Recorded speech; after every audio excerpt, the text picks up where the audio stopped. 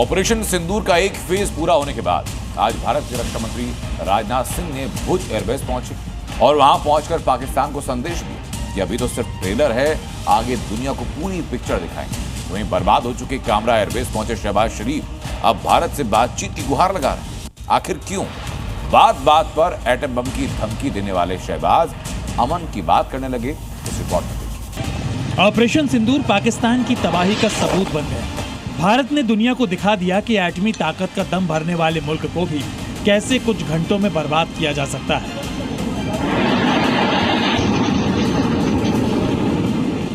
करारी हार के बाद जब पाकिस्तानी पीएम अपनी आवाम के सामने टैंक पर चढ़कर झूठी जीत का ढिंढोरा पीट रहे हैं, लेकिन भारत उनकी हर एक झूठ का सबूतों के साथ पर्दाफाश कर रहा है। पहले प्रधानमंत्री मोदी ने आदमपुर में और अब राजनाथ सिंह ने भुज एयरबेस पहुंचकर मुनीर सेना के झूठ का पर्दाफाश कर दिया। भुज में रक्षा मंत्री के पीछे वही फाइटर जेट्स खड़े थे जिन्होंने पाकिस्तानी आतंकियों को सबक सिखाया, जिनकी पहुंच पाकिस्तान के कोने कोने तक थी।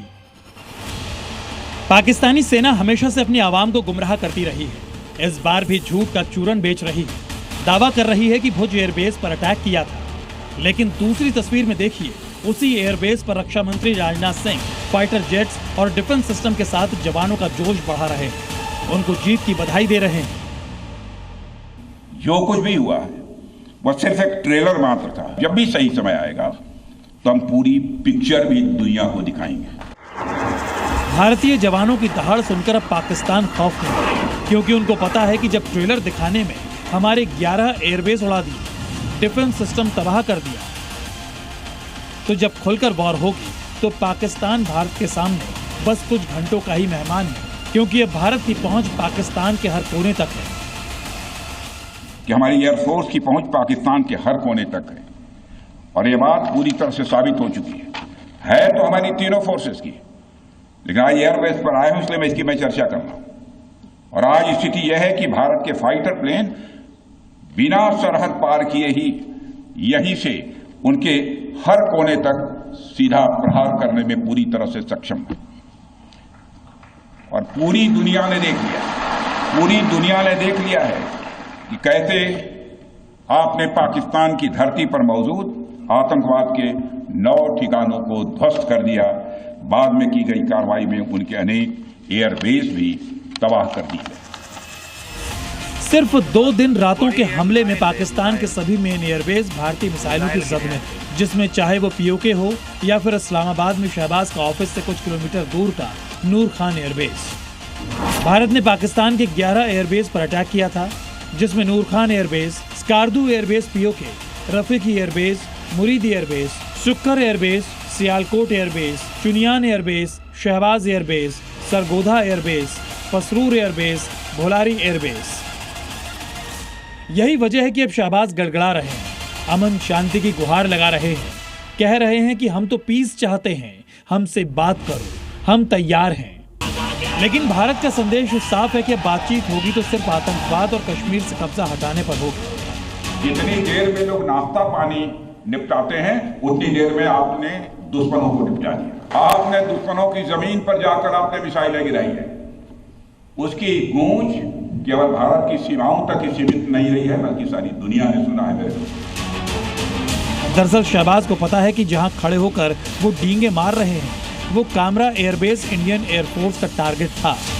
और अभी तो सिर्फ ये दिखाया गया है कि पाकिस्तान के हर इलाके को भारत से ही न सिर्फ टारगेट किया जा सकता है, बल्कि पूरी तरह से नेस्तनाबूद किया जा सकता है।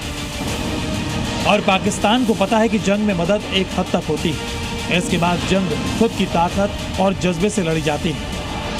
डॉलर की भीख पर पलने वाले पाकिस्तान की हालत भारत के हाथों गाजा जैसी हो सकती है। ब्यूरो रिपोर्ट, जी मीडिया। राजनीति में अब बात ऑपरेशन सिंदूर के पार्ट 2 की। जी हां, पहलगाम हमले के बाद भारत ने ऑपरेशन सिंदूर चलाया और पाकिस्तान में आतंकी ठिकानों को नष्ट किया, मगर अब इसका अगला चरण शुरू हो चुका है, जो देश के भीतर यानी जम्मू कश्मीर के जंगली इलाकों में जारी है, जहां पाकिस्तानी दहशतगर्दों के पाले हुए सपोले छिपकर बैठे हैं, लेकिन अब इनका बचना नामुमकिन। ऑपरेशन सिंदूर अभी खत्म नहीं हुआ है। जो कुछ भी हुआ वह सिर्फ एक ट्रेलर मात्र था। पहलगाम हमले के बाद 7 मई की रात शुरू हुए ऑपरेशन सिंदूर के तहत पाकिस्तान के आतंकी ठिकानों को ध्वस्त किया गया और अब भारतीय सेना घाटी में मौजूद दहशतगर्दों को चुन चुन कर खत्म कर रही है। भारत पाकिस्तान के बीच सीज फायर के बाद सेना और सुरक्षा बल के जवानों ने घाटी में मौजूद आतंकवादियों के खिलाफ अपनी मुहिम और तेज कर दी, जिसका नतीजा है कि पिछले 48 घंटों में 6 बड़े आतंकवादियों को जहन्नुम पहुंचा दिया गया है और बाकी छिपे हुए दहशतगर्दों की तलाश की जा रही है। सुरक्षा एजेंसियों के मुताबिक घाटी में 14 आतंकवादी एक्टिव थे, जिनमें से 6 आतंकियों को ढेर कर दिया गया। बाकी 8 आतंकियों की तलाश जारी है। 8 में से 3 हिजबुल मुजाहिदीन के आतंकी और लश्कर के 5 आतंकियों की तलाश की जा रही है। शोपियां में लश्कर के 3 आतंकी ढेर हो चुके हैं और कल त्राल में जैश के 3 आतंकी मारे गए। दरअसल भारतीय सुरक्षा एजेंसियां पाकिस्तान में मौजूद आतंकी ठिकानों के साथ साथ उस टेरर मॉड्यूल को खत्म करने की कोशिश में जुटी है, जिसकी बदौलत सीमा पार बैठे आतंक के आका पहलगाम जैसी कायराना करतूत को अंजाम देते हैं। मगर अब आतंकियों के इकोसिस्टम को जड़ से मिटाने का काम शुरू हो गया है। टेररिस्ट को न्यूट्रलाइज किया गया और मैं आपको ये बताना चाहता हूं कि ये जो आपसी तालमेल है सुरक्षा बलों का यहाँ पे और बाकी सुरक्षा एजेंसीज का, भले जो भी आसूचना देनी हो, इंटेलिजेंस एजेंसी हो, बाकी हो, उनके आपसी तालमेल और समन्वय के कारण ही ये ऐसे जो सक्सेसफुल ऑपरेशन संभव हुए हैं। और हम सब लोग जम्मू कश्मीर में, खासकर कश्मीर वैली में इस चीज के लिए कटिबद्ध हैं कि जो टेरर इकोसिस्टम है या कोई भी टेररिस्ट एक्टिविटी है उसका खात्मा करने के लिए हम सदैव तत्पर एवं हमेशा कटिबद्ध रहेंगे। शोपिया और त्राल में चलाए गए एंटी टेरर ऑपरेशन में भी इसी रणनीति का इस्तेमाल किया गया, जो कामयाब भी हुआ। शोपिया के केलर का अभियान काफी ऊंचाई वाले दुर्गम इलाके में चलाया गया, जबकि त्राल के ऑपरेशन को आबादी वाले गांव के अंदर अंजाम दिया गया। त्राल के ही नादिर गांव में कल एक भीषण मुठभेड़ हुई, जिसमें 3 टेररिस्ट को मार गिराया गया और तीनों का संबंध जो है जैश-ए मोहम्मद से बताया जा रहा है। और वो तीनों जो है त्राल के इसी इलाके, जो त्राल इलाका आप पीछे देख रहे हैं, जो बस्ती है, इसी इलाके के रहने वाले थे और 3 अलग अलग मोहल्लों के थे, यानी लोकल थे त्राल के तीनों। आज रक्षा मंत्री राजनाथ सिंह ने भी साफ कर दिया कि अब आतंकवाद के विरुद्ध लड़ाई सिर्फ सुरक्षा का मसला नहीं है, बल्कि नेशनल डिफेंस का हिस्सा बन चुकी है और ऑपरेशन सिंदूर महज ट्रेलर था, पूरी पिक्चर अभी बाकी है। ऑपरेशन सिंदूर अभी खत्म नहीं हुआ है। जो कुछ भी हुआ है वह सिर्फ एक ट्रेलर मात्र था। अब जब समय आएगा, जब भी सही समय आएगा, तो हम पूरी पिक्चर भी दुनिया को दिखाएंगे। इसी बीच सूत्रों के हवाले से खबर है कि ऑपरेशन सिंदूर के बाद केंद्र सरकार रक्षा बजट में 50,000 करोड़ रुपए बढ़ा सकती है। रक्षा मंत्रालय ने सरकार को फंड बढ़ाने का प्रस्ताव दिया है, जिसे नवंबर-दिसंबर के दौरान संसद के शीतकालीन सत्र में मंजूरी मिल सकती है। इस फंड से नए हथियार, गोला बारूद और तकनीकी खरीदी की जाएगी। साथ ही सेना की दूसरी जरूरतें, रिसर्च और डेवलपमेंट पर भी खर्च किया जाएगा। मतलब साफ है कि अब आतंक के सर्वनाश के लिए किसी बात की कमी नहीं होगी। सेना का हौसला भी होगा और एडवांस हथियार भी। लिहाजा अब पाकिस्तान के पाले आतंकी जन्नत को दहलाने की कोशिश करेंगे तो सीधा जहन्नुम में नजर आएंगे। जम्मू कश्मीर से खालिद हुसैन के साथ ब्यूरो रिपोर्ट, जी मीडिया। मैं दिखाता हूं आपको कि पाकिस्तान की तबाही की कहानी जो कि ब्रह्मोस मिसाइल ने लिखी है। पाकिस्तान के 11 एयरबेस भारत के 15 ब्रह्मोस मिसाइल से तबाह हुए और अभी से लेकर खुलासा ये कि डमी विमानों की मदद से पाकिस्तान को पहले बेवकूफ बनाया गया और फिर उसके सैन्य अड्डों को तबाह किया। 15 ब्रह्मोस से कैसे पाकिस्तान के होश उड़े हैं, देखिए इस रिपोर्ट। 15 ब्रह्मोस डमी विमान और पाकिस्तान का काम तमाम।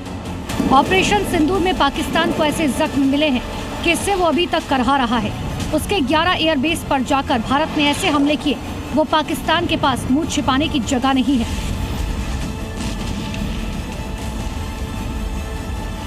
और पाकिस्तान के लिए सबसे बड़ा सिरदर्द बना भारत का ब्रह्मास्त्र ब्रह्मोस मिसाइल। वो ब्रह्मोस जिसने पाकिस्तान की आंख, कान और दिमाग पर सीधा प्रहार किया। और अब ब्रह्मोस ने कैसे पाकिस्तान में तबाही मचाई, उसका बहुत बड़ा खुलासा हुआ है, जो बताता है कि कैसे भारत ने सोची समझी रणनीति और एक्शन को एक साथ मिलाकर पाकिस्तान का काम तमाम कर दिया। खुलासे के मुताबिक भारत ने 9 और 10 मई की रात 15 ब्रह्मोस मिसाइलों से हमला किया था। पाकिस्तान के 11 मिलिट्री अड्डों पर हुए हमले में ये मिसाइलें इस्तेमाल की गई थी। भारत ने मिलिट्री एयरबेस, रडार स्टेशन पर हमले में इस मिसाइल का इस्तेमाल किया। पाकिस्तान को सबसे ज्यादा नुकसान ब्रह्मोस मिसाइल से हुआ था। ही नहीं, भारत ने यह हमला कैसे बड़ी प्लानिंग और सटीक तरीके से किया और कैसे दुश्मन को छकाया, ये भी जरा जान लीजिए। भारत ने इस पूरे ऑपरेशन को 3 फेज में बांटा था और पाकिस्तानी एयर डिफेंस को छकाने के लिए डमी विमानों का सहारा लिया था। ब्रह्मोस ने ऐसे तबाही मचाई।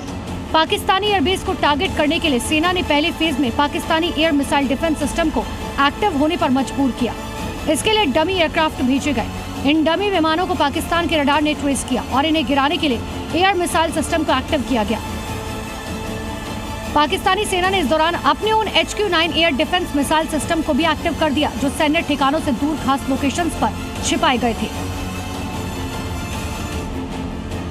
भारतीय सेना ने अपने इस दाव से पाकिस्तान के सभी HQ-9 air defence missile system की लोकेशन को ट्रेस किया।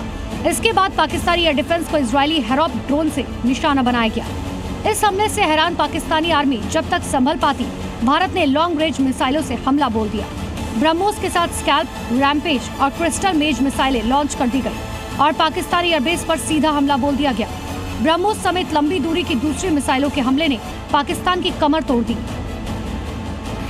ऑपरेशन सिंदूर को कामयाब बनाने के लिए S-400, MRSAM और आकाश वायु रक्षा मिसाइल ग्रुप के साथ साथ कई पुरानी प्रणालियों की मदद ली गई और पाकिस्तान के एयर डिफेंस सिस्टम को पूरी तरह से नाकाम कर दिया गया। पाकिस्तान को रात के अंधेरे में दिन का उजाला दिखा दिया है। रात के अंधेरे में दिन का उजाला दिखा दिया है। भारत के जिस एयर डिफेंस सिस्टम की तारीफ हर तरफ हो रही है, उसमें DRDO द्वारा बनाए गए आकाश और अन्य राडार सिस्टम की जबरदस्त भूमिका रही है। पाकिस्तान के पूर्व एयर मार्शल मसूद अख्तर ने भी इस बात की पुष्टि की और ये बताया कि पाकिस्तान के बोलारी एयरबेस पर जब ब्रह्मोस ने हमला किया, तब वहां पर पाकिस्तान का अवॉक्स विमान मौजूद था। इस विमान पर रडार लगा होता है जो आसमान से लंबी दूरी तक नजर रखता है। बोलारी पर ब्रह्मोस के हमले में पाकिस्तानी वायुसेना के कई पायलट और सैन्यकर्मी मारे गए थे।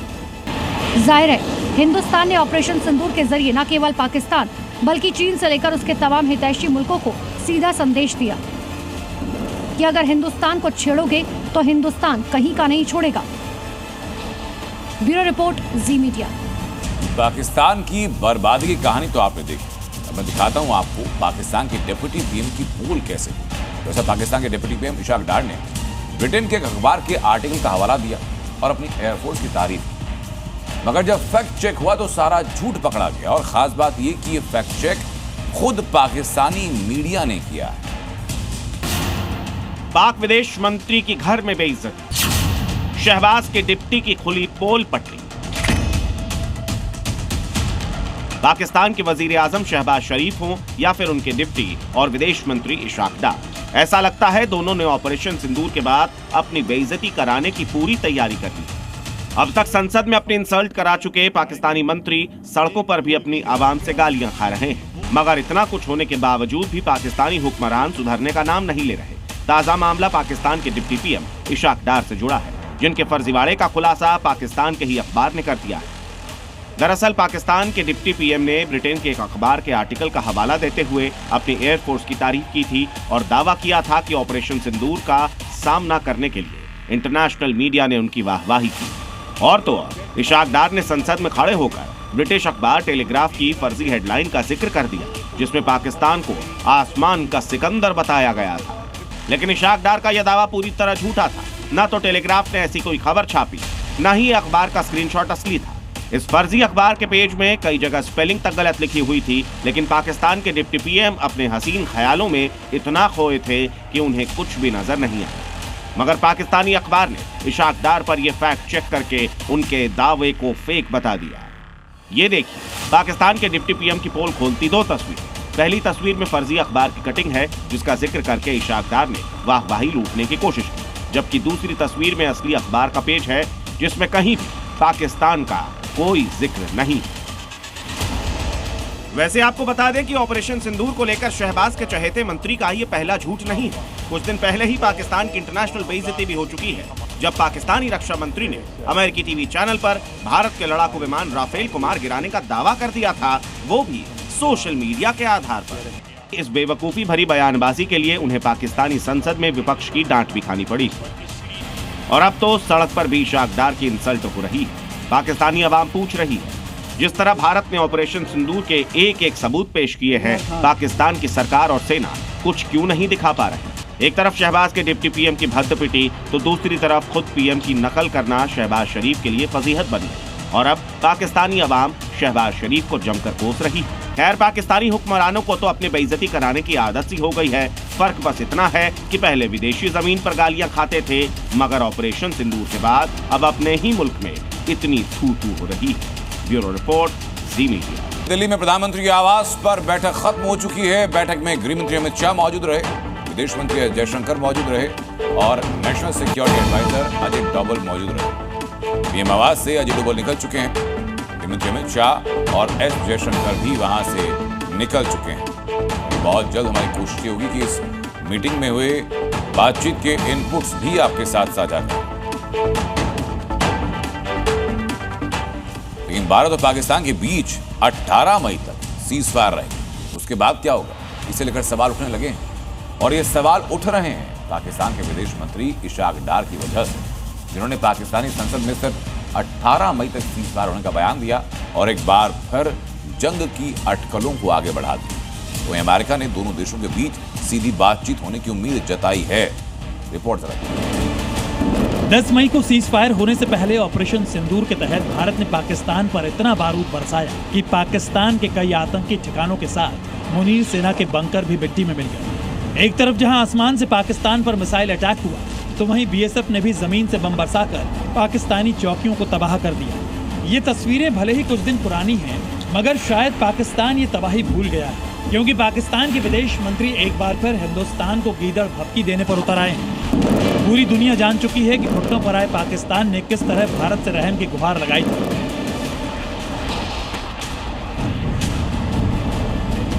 जिसके बाद 10 मई को दोनों देशों के बीच सीज फायर हुआ। 12 मई को दोनों देशों के बीच डीजीएमओ स्तर पर बातचीत हुई और सीज फायर को 18 मई तक बढ़ा दिया गया। लेकिन 18 मई के बाद सीज फायर रहेगा या नहीं, इसे लेकर पाकिस्तान के विदेश मंत्री इसहाक डार ने ऐसा बयान दिया जिस पर कई तरह की अटकलें लगनी भी शुरू हो गई। इसहाक डार ने कहा कि सीज फायर सिर्फ 18 मई तक है। उनके इस बेतुके बयान के बाद सवाल उठ रहे हैं कि 18 मई के बाद क्या होगा। क्या 18 मई के बाद पाकिस्तान फिर सीज फायर तोड़ेगा? क्या पाकिस्तान एक बार फिर कायराना हमला करेगा? आखिर सीज फायर की डेडलाइन बताने का मतलब क्या है? पाकिस्तान की इस गीदड़ भपकी के बीच अमेरिकी विदेश विभाग ने भारत और पाकिस्तान के बीच सीधी बातचीत होने की मंशा जाहिर की। इससे पहले डोनाल्ड ट्रंप ने दोनों देशों के बीच सीज फायर होने का क्रेडिट खुद लिया था। 10, 11 और 12 मई को ट्रंप ने दावा किया था कि बिजनेस ट्रेड रद्द करने की धमकी देकर उन्होंने दोनों देशों को मना लिया। लेकिन इसके 3 दिन बाद ही ट्रंप इस दावे से पलट गए और यू टर्न लेते हुए उन्होंने सीज फायर को भारत और पाकिस्तान के बीच हुआ समझौता बता दिया। भारत के ऑपरेशन सिंदूर से पाकिस्तान की कमर टूट चुकी है, लेकिन इसहाक डार सीज फायर की डेडलाइन बताकर भारत को गीदड़ भपकी देने की कोशिश कर रहे हैं। पाकिस्तान चाहता है कि दोनों देशों के बीच पॉलिटिकल स्तर पर बातचीत हो। अमेरिका भी अपनी मंशा जाहिर कर रहा है, लेकिन भारत साफ कह चुका है कि टॉक और टेरर एक साथ नहीं चल सकते और अगर इस बार सीज फायर टूटा तो पाकिस्तान को दुनिया के नक्शे से गायब होने से कोई बचा नहीं पाएगा। ब्यूरो रिपोर्ट, जी मीडिया। पूरब हो या पश्चिम, पाकिस्तान हो या चीन, भारतीय सेना हर सीमा हर मोर्चे पर पूरी तरह से तैनात है, तैयार। सिलीगुड़ी के तीस्ता फायरिंग रेंज में भारतीय सेना ने युद्धाभ्यास किया, जिसमें अपने जवानों और आधुनिक हथियारों का शौर्य दिखाते हुए साबित किया कि दुश्मन कहीं से भी हमें कमजोर समझने की गलती ना करे। आसमान से ड्रोन का अटैक, जमीन पर टैंक से बरसा बारूद, हिंद का तीस्ता प्रहार, चीन बांग्लादेश खबरदार। हिंदुस्तानी सेना के युद्ध कौशल की ये तस्वीरें देखने के बाद चीन और पाकिस्तान के होश उड़ जाएंगे। मैदान जंग में भारत के शूरवीर कैसे दुश्मन देशों को धूल चटाने के लिए तैयार हैं, ये महज उसकी बानगी भर है। ऑपरेशन सिंदूर के जरिए उत्तर पश्चिम सीमा पर पाकिस्तान को औकात दिखाने के बाद भारतीय सेना ने पूर्वी सीमा पर युद्धाभ्यास कर बांग्लादेश और चीन को इशारों इशारों में समझा दिया कि अगर कोई नापाक हरकत की तो अंजाम बेहद खतरनाक होगा। पश्चिम बंगाल के जलपाईगुड़ी में तीस्ता फील्ड फायरिंग रेंज में तीस्ता प्रहार के नाम से भारतीय सेना ने युद्धाभ्यास किया, जिसमें सेना की infantry, artillery, armed corps, mechanised infantry, para special forces, army aviation और सिग्नल यूनिट शामिल हुई। इस युद्धाभ्यास के दौरान भारतीय सेना ने हर मुश्किल हालात की प्रैक्टिस की, जिसका सामना जंग के मैदान में करना पड़ सकता है। तीस्ता फायरिंग रेंज में नदी पर तेजी से ब्रिज बनाया गया, जिसके ऊपर से टैंक निकाले गए। आसमान में हथियार लिए कई ड्रोन एक साथ अपने टारगेट की तरफ उड़ान भरते दिखे। हेलीकॉप्टर से दुश्मनों पर हमले की तैयारी की गई और जमीन पर हथियार लिए जवानों ने अपने टारगेट पर अटैक किया, जिसमें रोबोट भी एक्शन में नजर आया।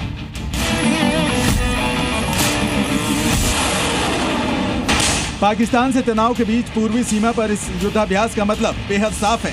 दरअसल जिस जगह से वॉर एक्सरसाइज की गई, वहां से पाकिस्तान के समर्थक बांग्लादेश और चीन की सीमा ज्यादा दूर नहीं है, जो भारत के लिए किसी खतरे से कम नहीं। ये जो रेंजेज हैं वो पूरे देश में चारों तरफ आर्मी के लिए अवेलेबल हैं। मिसाल के तौर पर श्रीनगर में देख लीजिए, जो गुलबर्ग है उसके पास में तोशा मैदान फील्ड फायरिंग रेंज है, लेह के आसपास रेंज है, पोखरन, महाजन, अहमदनगर, देवलाली, बबीना, अनगिनत हमारे रेंज हैं।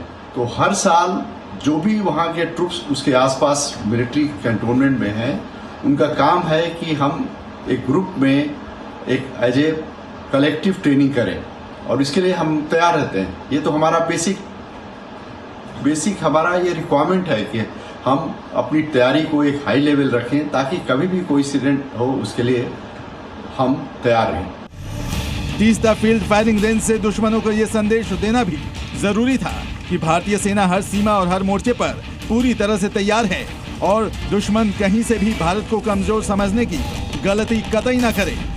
सिलीगुड़ी से दुश्मन देशों की दूरी की बात की जाए तो तीस्ता से पाकिस्तान की दूरी करीब 2000 किलोमीटर है। बांग्लादेश का बॉर्डर यहां से करीब 190 किलोमीटर दूर है, जबकि सिलीगुड़ी से चीन का बॉर्डर करीब 200 किलोमीटर दूर है। इस युद्धाभ्यास में जिन हथियारों का इस्तेमाल किया गया, उसमें लड़ाकू विमान, जमीन से मार करने वाले आधुनिक टैंक, आसमान से हमले में सक्षम ड्रोन, लंबी दूरी तक मार करने वाली सुपरसोनिक मिसाइलें शामिल थी। दरअसल चीन हो या पाकिस्तान, भारत के खिलाफ बार बार जहरीली साजिशें रचते रहे हैं। दोनों देशों से पहले भी भारत की जंग हो चुकी है, और मौजूदा हालात में कभी भी नया खतरा पैदा हो सकता है, मगर भारतीय सेना की तैयारी पूरी है, ये दुश्मनों को दिखाना भी जरूरी है। ब्यूरो रिपोर्ट, जी मीडिया। और इस बीच पाकिस्तानी पीएम शहबाज शरीफ और आर्मी चीफ मुनीर की नींदें बीएलए ने उड़ा दी। बलोच नेता दावा कर रहे हैं कि बहुत जल्द बलोचिस्तान एक आजाद मुल्क के तौर पर होगा, और अब गिलगिट बाल्टिस्तान में लोग सड़कों पर उतरकर पाकिस्तानी फौज की क्रूरता को दुनिया के सामने ला रहे हैं। बता रहे हैं कि कैसे मुनीर की सेना उन पर जुल्म करती है। कि माना जाए कि पाकिस्तान का एक और टुकड़ा बहुत जल्द होने वाला है। बीएलए ने मुनीर की नींदें उड़ा रखी हैं। बलोच की आजादी, प्रदर्शन, शहबाज की बढ़ी टेंशन। एक तरफ भारत ने पाकिस्तान को ऑपरेशन सिंदूर में घुटनों पर ला दिया, तो दूसरी तरफ बलोच लिबरेशन आर्मी यानी बीएलए बलोचिस्तान में पाकिस्तानी सेना की कब्र खोदने में लगी है।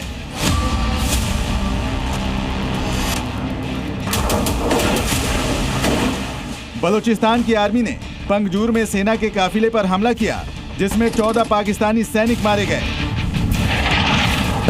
बलोचिस्तान में जहां एक तरफ लगातार आजादी की मांग उठ रही है, कई बलोच नेता पाकिस्तान से आजादी का दावा कर रहे हैं।